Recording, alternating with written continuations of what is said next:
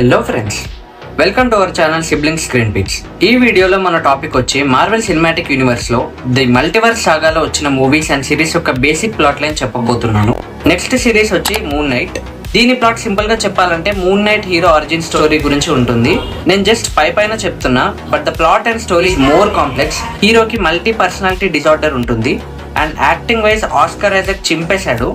Remaining plot తెలియడానికి series చూడండి. Next series వచ్చి సీ హల్క్ అటార్నీ ఎట్ లా.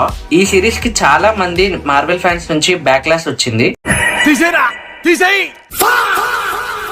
అది పక్కన పెడితే ఈ సిరీస్ ప్లాట్ వచ్చి సీ హల్క్ ఆరిజిన్ ఎక్స్ప్లోర్ చేయడం.